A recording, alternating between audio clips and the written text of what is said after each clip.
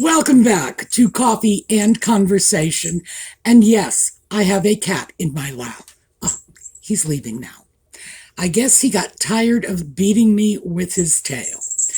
Um, if you listen carefully, you'll be able to hear the bells. He is still running around. I don't think I've quite gotten rid of him yet, just for the moment. He's no longer beating me up. So that's a good thing. Yellow for Catherine, for Lex's mom, for everybody dealing with cancer.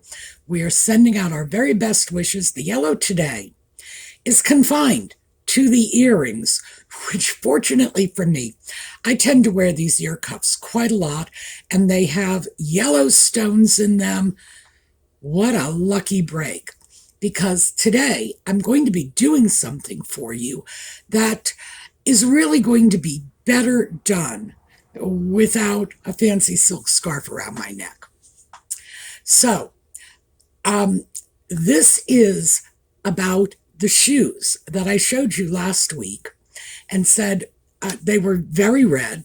I have a photo of them out in the bright sunlight because I'm sure many of you looked at those shoes and said, "Gee, Sue, they're not that bad." Wait till you see the photo.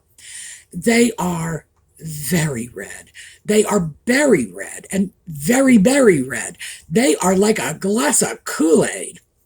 So, because even though I think it's a very nice color, if I saw a blouse in a style I liked in that color, oh, I would snap it up. And even though very berry red shoes might actually work in my wardrobe, I'd have to do a lot of scrambling to make them work.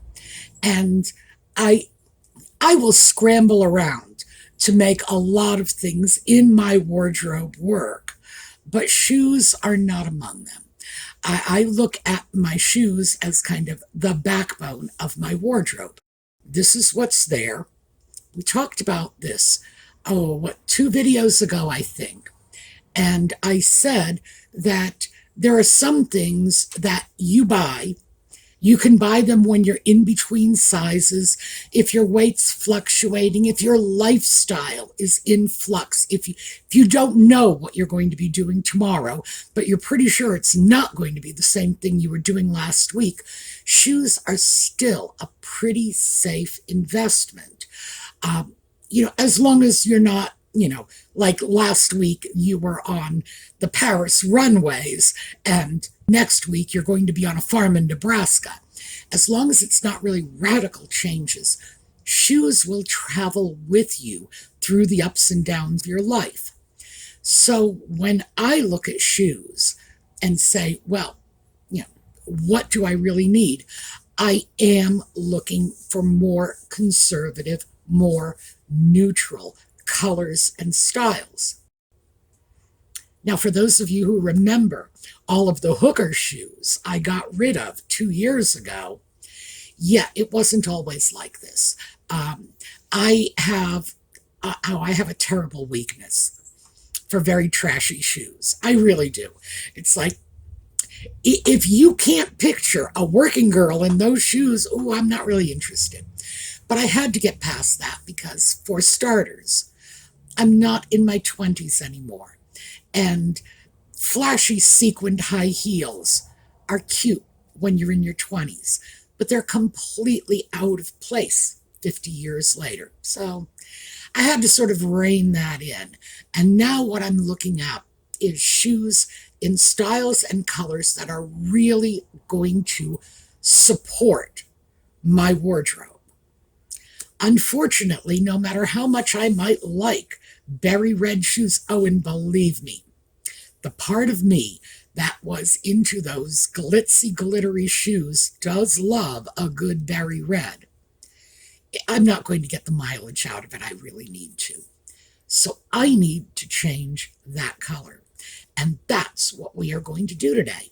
So we're going to take a look at the intro for 22 seconds. This is your chance to grab a quick cup of coffee, and we'll be back.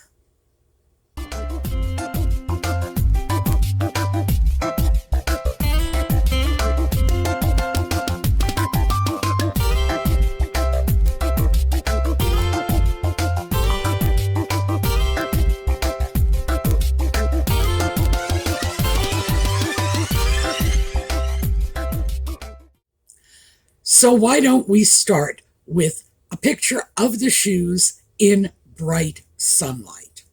So here you go. I was not expecting this. When I saw the shoes online and purchased them, what I saw is very much what you see right here, this color. And these are the same shoes, I swear they are. And this is a sort of reddish brown. I was not expecting the very red. And fortunately for me, I opened the box the shoes came in outside in the sun because I wanted to, put the box in the recycling bin. I use my own shoe boxes. So I wanted to divest the trash and just bring in, the shoes. So that was good because, to be honest, if I had not seen what they looked like in bright sunlight, I probably would have been in for a very unpleasant surprise somewhere down the road. But given the fact that I knew as soon as they arrived what they looked like, I had the opportunity to think about it, to do a little planning, to decide what I would prefer they look like. And that's what we're going to do today. So, I have a shoe. And the first thing I'm going to do with this shoe, which I have already done with its friend, is I'm going to hydrate the shoe. Now, this is something that men are usually very much aware of. When they get new shoes, the first thing they ought to be doing is polishing their new shoes. I know, a little counterintuitive, isn't it? Especially if you're a woman. The fact is, our shoes are not the same as men's shoes. And traditionally, women tend not to polish their shoes anymore these days. It's the sort of thing that was routinely done in my grandmother's generation, because in my grandmother's day, shoes were black or brown, and that was pretty much it. And they did have to be cared for. That gap between men's shoes and women's shoes was not very big at all. The styles were very much the same in the 1930s. If you got a woman's sports shoe, a woman's Oxford, well, other than a slightly higher heel, it looked very much like a man's shoe. And the fact is that that similarity had been with us for a long time in certain shoes. Well, I was going to say not the fancy shoes.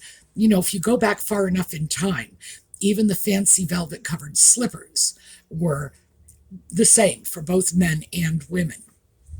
Somewhere along the line, and I'm going to say the middle of the 20th century, just as a rough estimate, men's shoes and women's shoes departed significantly.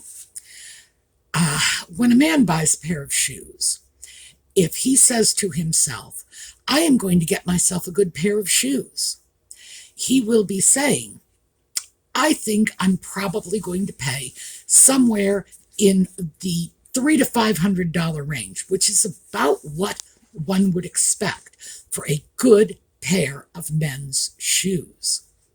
Well, what he's buying is the construction. He's buying the leather shoe. He's buying the stacked leather heel. He's buying the sewn on sole, Goodyear, welted, etc., etc. And when you buy men's shoes, all of this information is readily available to you.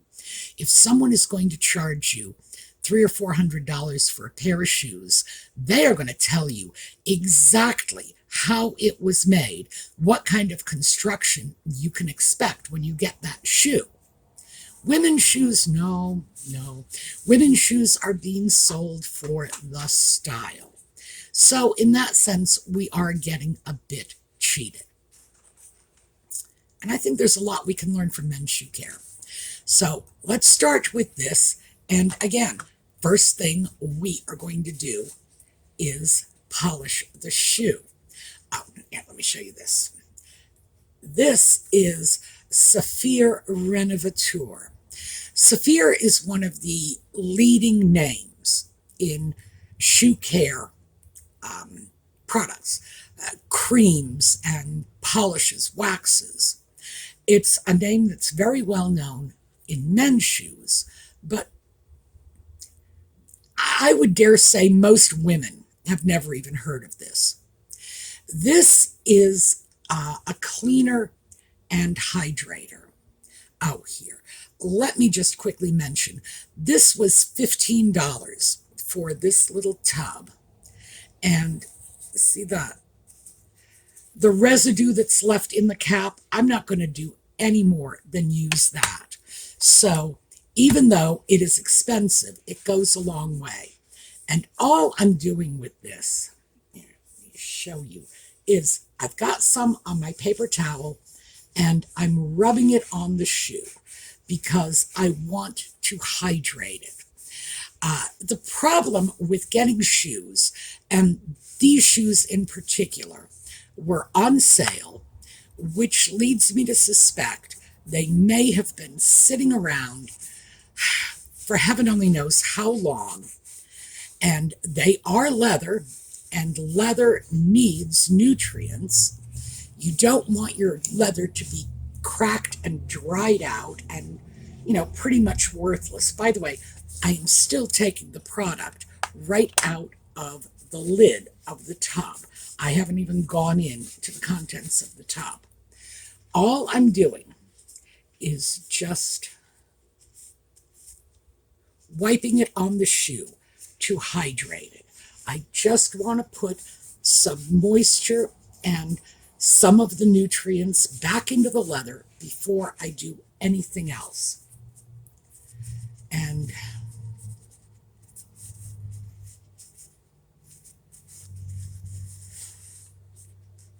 now, you may notice I've left the shoe tree in it.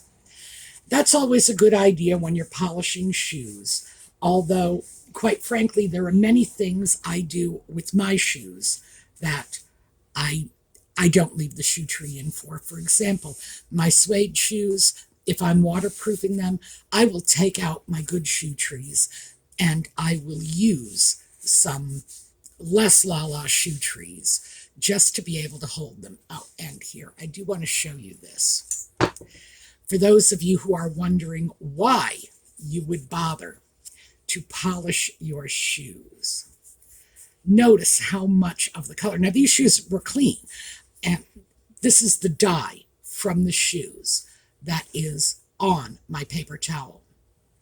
So, for anyone who thinks that cleaning your shoes off when you first get them is a foolish idea, just imagine how pleasant that would have been if I had found out by wearing a pair of white slacks with these shoes and got caught in the rain. Yep, all the bottoms of the slacks would be berry red. Not so good. Now, I'm going to set this aside and let it dry. And I'm going to take the other one, which I did before I started this video. So here's the friend. And this is a shoe brush. That's all. I'm just going to buff this off to get rid of any residual cleaner and any residual dirt. Now, as I said, the shoes were clean before I started this. They were brand new, and I had, in fact, brushed them down. But now I am dealing with a clean, hydrated shoe. How lovely. I have 2 jars of shoe cream here. This one is Foot Fitter, and this is Kelly's. Both of these are what I would call mid to low range brands. They are both available from Walmart or Amazon. I'm pretty sure I got these from Amazon. And whereas this, the Saphir Renovateur, the moisturizer I used. Yeah, okay, I'm going to say moisturizer. I know my audience is largely female. You will understand.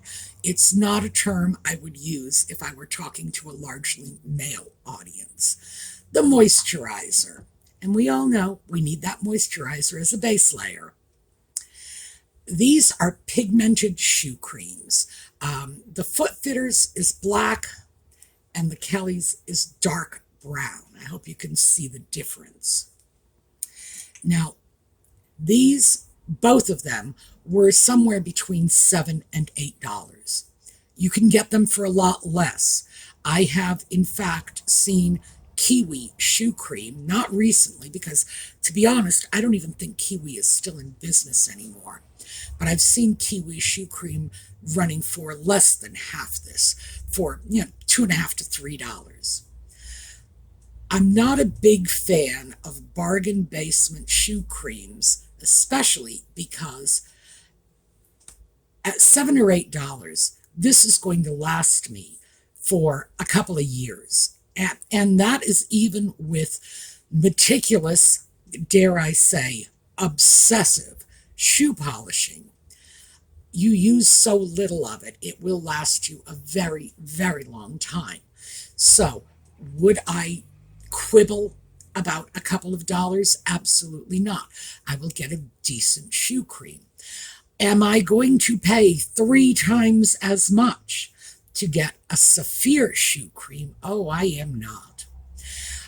I do get a number of Saphir products. It's considered top of the line.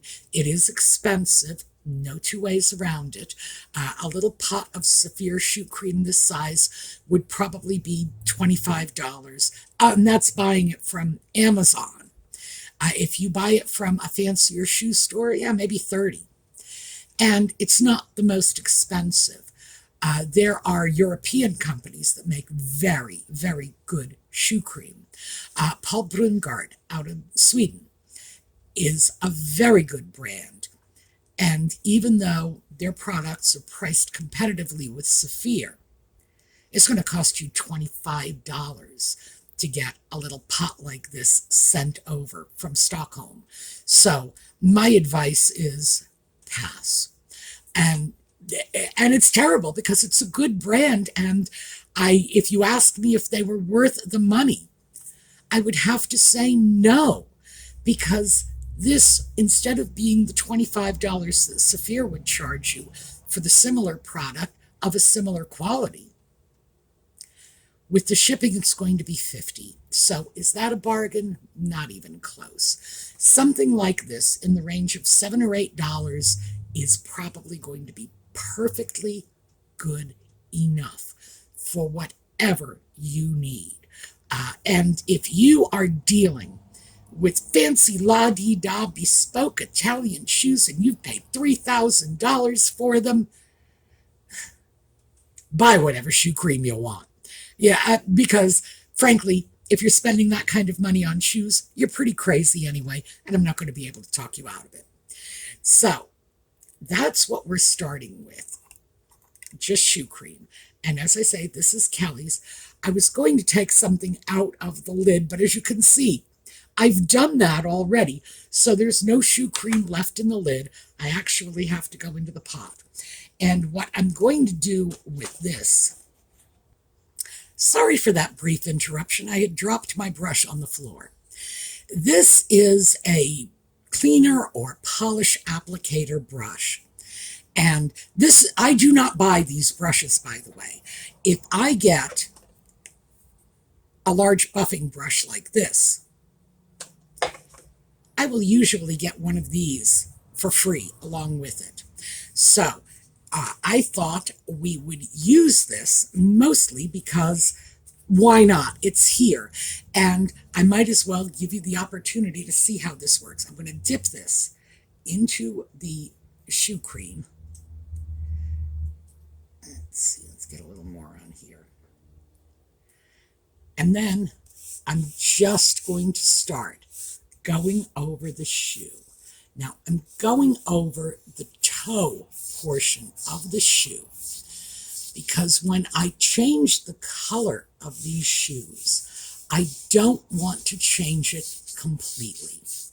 What I'd really like to do is keep some of the berry color, but I also want to tone it down, and I want to put a darker color in the areas where men's shoes are traditionally burnished or there's a patina. And that's a term you will occasionally hear pronounced patina. And I'm right, they're wrong. Now, actually, both pronunciations these days are acceptable, but the actual official pronunciation is patina. And I can forgive people who get it wrong because, as I say, it's become acceptable, like many vocabulary mistakes. Eventually, repetition brings them into the dictionary. So this is where, in the front area around the toe and the back area around the heel, that is where men's shoes are traditionally burnished, or they have a patina. They are a little darker in color, and that can be very, very attractive.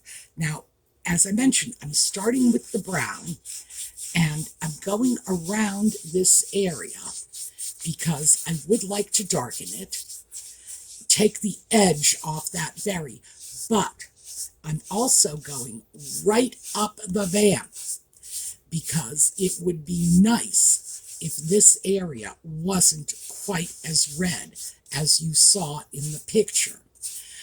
I would get more use out of these shoes if they were more of a burnished burgundy color. So goodbye my berry red. And this is not permanent, by the way. I can scrub this off if I want to. And I could simply do this and tomorrow scrub it off. I could wait a while and let it sort of naturally wear off. I'm a little obsessive in my shoe polishing, so it's not likely I'll do that. I think long before it wears off, I will feel the need to polish them again because it's sort of my neuroses at work, to be quite honest with you. So I'm going to let this dry off, absorb into the shoe. So I'm setting this aside, I'm setting my brush aside. I am capping my shoe cream because there's a bad cat running around, and I can just imagine the kind of damage that cat could do if he got his paws full of this stuff and started tromping around the house. Okay. So back to men and women's shoes. Women's shoes, the construction tends to be very opaque to us. You buy a pair of shoes, and sometimes it can be very, very hard work just to find out if the shoes are leather. Shoes might say, oh, patent leather. Who knows what they are really? And it can take work to kind of get that information. I do not think any of the shoes I own have ever said, like anywhere in the manufacturer's information, how the sole was constructed. Is it sewn on? Is it glued on? Is there a shank in there? If I got a pair of men's shoes, I would know all this. All this information would be readily available to me. So what's the difference? And the difference is that when a man's shoe is expensive, it's expensive based on the construction, as it should be. It's based on the quality. When a woman's shoe is expensive, it's based on the style, on the fancy designer label, and it has nothing whatsoever to do with construction. I have seen name brand shoes on the market that are made with vegan leather. In other words, polyurethane. These are the same cheap plastic shoes you could get at Kmart. Yet, because a prominent designer is selling them, because it's coming out of a fancy Parisian design house, all of a sudden, those cheap Kmart plastic shoes are going for several $100s. So, what's the deal here? I mean, obviously, we're getting cheated. It's like they see us coming. But there are other things too. And one of them applies to what we're doing now, which is polishing shoes. We're not encouraged to polish our shoes. Most women who know anything at all about polishing shoes are like me, come from a family full of brothers. It's like I had more brothers than you could shake a stick at. That's how I know, because I was the eldest and my little brothers were, well, I considered them completely incompetent. I don't know how they managed to get through their days without my active assistance. Ask any one of them, and they will tell you, oh yeah, I have my face in their business all the time.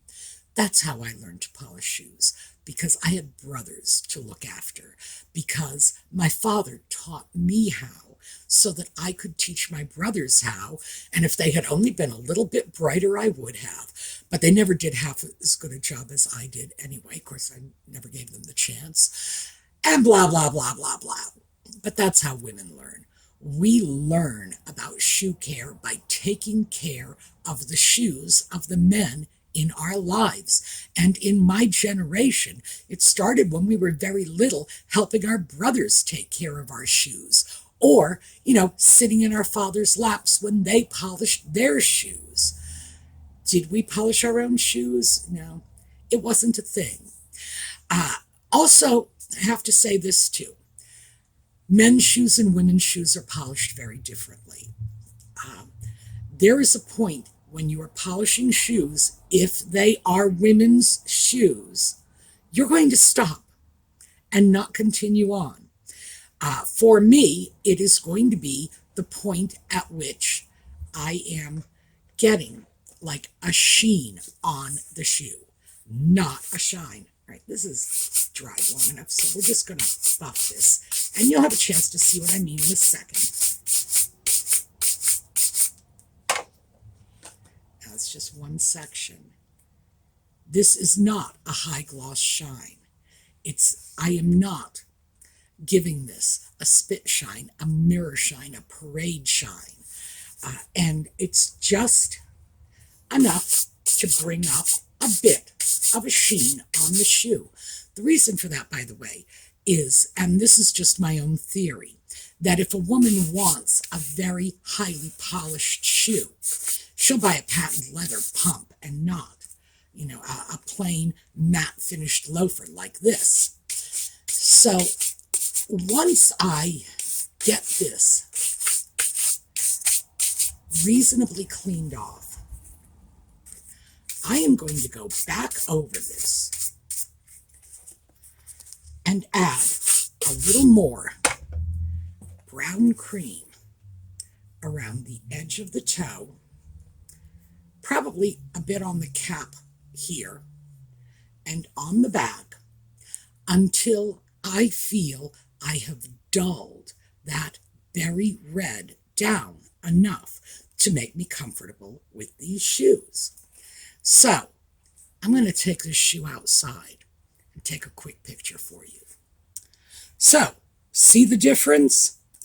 I am going to spend a little more time with both of these shoes, not just that one, but you did get to see the process, and I will continue to apply the brown polish and take it outside and check it in the sunlight until I feel I've gotten the berry red as dull as I would like. I think I would like it just a touch more dull.